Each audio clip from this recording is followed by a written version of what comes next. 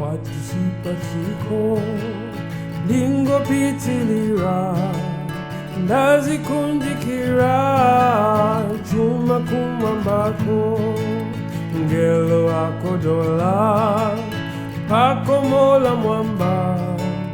ndipo dziko la pansi sindiesa kwatu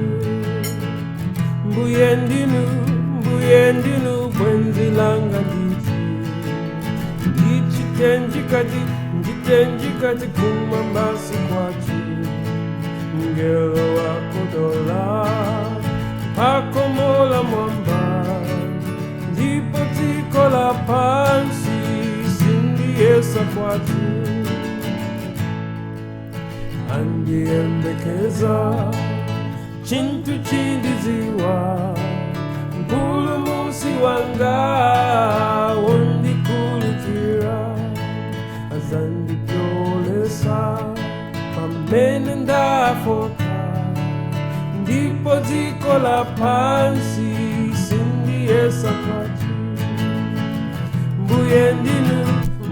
ndinu bwenzi langa ndichitenjikati kumambasi kwatu ngelo wakodola pakomola mwamba ndipo dziko la pansi sindiesa kwatu mai watsogola kulemelero ndifuna kugwira dzanja lake konko andiditilanso pakomola mwamba ndipo dziko la pansi sindiesa kwatu mbuye ndinu bwenzi langa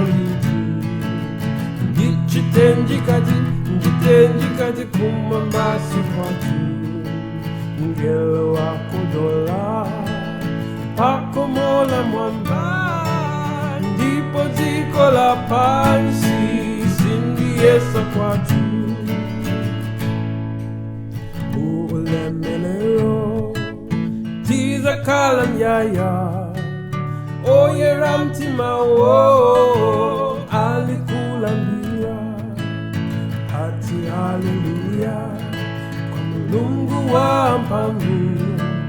ndiko dziko la pansi sindiesa kwatu mbuye ndinu bwenzi langa ndichitenjikati